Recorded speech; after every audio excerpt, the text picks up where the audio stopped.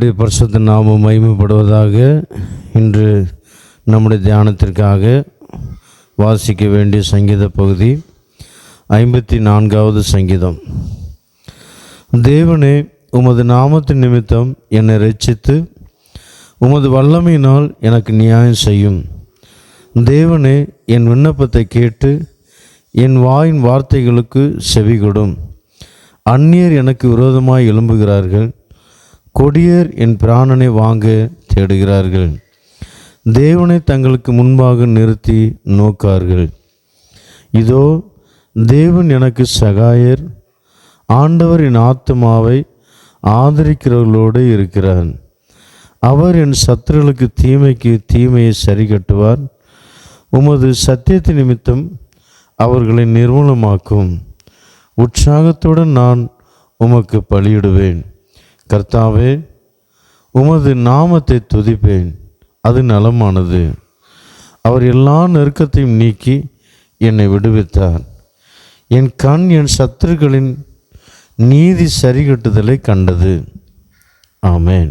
இன்று இதில் நாம் தியானத்திற்காக எடுத்துக்கொள்ள வேண்டிய சங்கீதம் 6வது வசனம். 54வது சங்கீதம் 6வது வசனம். உற்சாகத்துடன் நான் உமக்கு பலியிடுவேன். கர்த்தாவே, உமது நாமத்தை துதிப்பேன், அது நலமானது. இதில் முக்கியமாக சொல்லப்பட்ட வார்த்தை உற்சாகத்துடன் நான் உமக்கு பலியிடுவேன். சங்கீதக்காரன் 51வது சங்கீதம் 12வது வசனத்தில் அவர் ஜெபித்த ஜெபம், உற்சாகமான ஆவி என்னை தாங்கும்படி செய்யும் என்று அவர் ஜெபித்ததை நாம் தியானித்திருக்கிறோம். உற்சாகமான ஆவி என்னை தாங்கும்படி செய்யும்.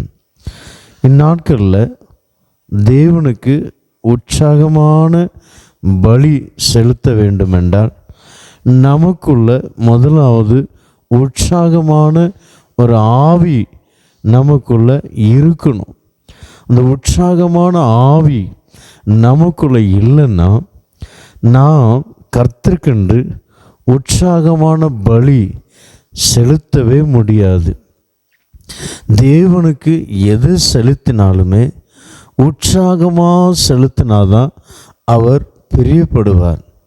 நாம் உற்சாகம் இல்லாமல் மனவேதனையோடு கஷ்டத்தோடு நாம் ஆண்டவருக்கென்று எது செலுத்தினாலுமே அதை ஆண்டவர் அங்கீகரிக்க மாட்டார். எனக்கு அருமையான தேவனுடைய பிள்ளையே, அதனால் நாம் புரிந்து கொள்ள வேண்டும். முதலாவது, நம்முடைய ஆத்மா உற்சாகமாக இருக்குதா? ஆத்மா உற்சாகமாக இருக்குதா? முதலாவது, நாம் ஜெபிக்கிற நேரத்தில் உற்சாகமாக செலவு பண்ணுகிறோமா? வேதம் வாசிக்கிற நேரத்தை உற்சாகமாக செலவு பண்ணுறோமா? ஆலயத்துக்கு போகும்போது உற்சாகமாக செலவு பண்ணுறோமா? அந்த நேரத்தை நாம் எப்படி செலவு பண்ணுறோம்? 2 மணி நேரம், சில சபைகளில் 2 மணி நேரம் ஆராதனை நடத்துவாங்க. சில சபைகளில் 3 மணி நேரமும் நடத்துகிறாங்க. சில சபைகளில் 4 மணி நேரமும் சண்டே சர்வீஸை பற்றி நான் சொல்கிறேன் ஆராதனை நடத்துகிறாங்க. ஆனால் அந்த 3 மணி நேரம் ஆராதனாலும் சரி, 4 மணி நேரம் ஆராதனைனாலும் சரி, 2 மணி நேரம் ஆராதனைனாலும் சரி, சில சபைகளில் 1 மணி நேரம் தான் நடத்துகிறாங்க. அந்த ஆராதனை ஆனாலும் சரி, நீங்கள் செலுத்துகிற அந்த நேரத்தை எப்படி செலவு பண்ணுறீங்க? மன உற்சாகமாக ஆண்டவருக்காக கொடுக்குறீங்களா?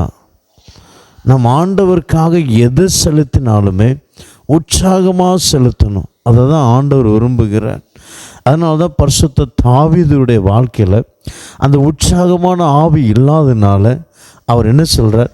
51:12வது சங்கீதத்தில் உற்சாகமான ஆவி என்னை தாங்கும்படி செய்யும் என்று அவர் அதை ஜெபிக்கிறார். ஆனால் இங்கே 54வது சங்கீதத்தில் 6வது வசனத்தில் உற்சாகமாக நான் உமக்கு பலியிடுவேன். பலினா அதான் ஜெபமும் ஒரு பலி. நம்முடைய நமக்கு உள்ளதை நாம் ஆண்டவருக்கு செலுத்துகிறோம் பாருங்க, அது எல்லாமே பலி தான். இப்போ நமக்கு 24 மணி நேரமும் ஆண்டவர் கொடுத்துருக்கிறார். அந்த 24 மணி நேரத்தில் ஆண்டவருக்கு அது எவ்வளோ நேரம் கொடுத்தாலும் அது உற்சாகம், அது ஒரு பலி தான். அந்த 24 மணி நேரத்தில் நீங்கள் 2 மணி நேரம் கொடுத்தாலும் அது ஒரு பலி. உங்களுக்கு உள்ளது அது 24 மணி நேரம் உங்களுக்குரியது தான். நீங்கள் என்னன்னாலும் செய்யலாம், யாரும் உங்களை கேட்க மாட்டாங்க. அந்த அந்த டைமை நீங்கள் கொடுக்குற அந்த டைமை எப்படி செலவு பண்ணுறீங்க, எப்படி கொடுக்குறீங்க?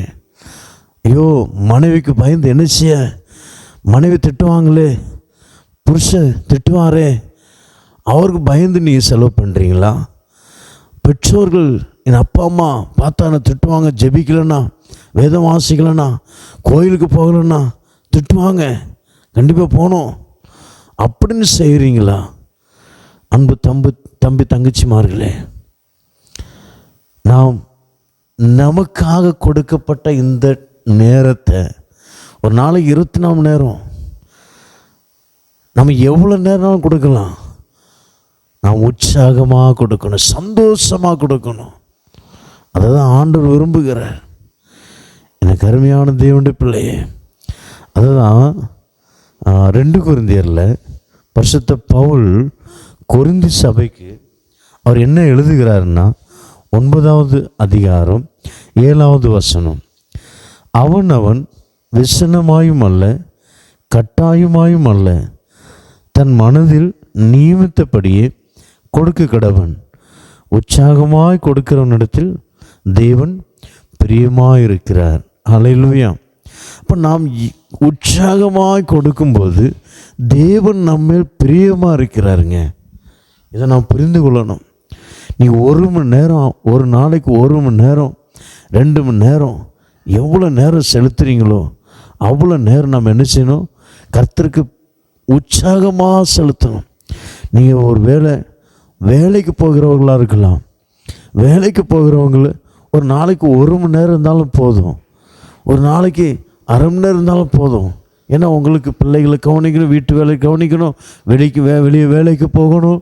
அப்படிலாம் பார்க்கும்போது உங்களுக்கு தெரியும் எவ்வளோ நேரம் இருக்க முடியும் அப்படின்ட்டு.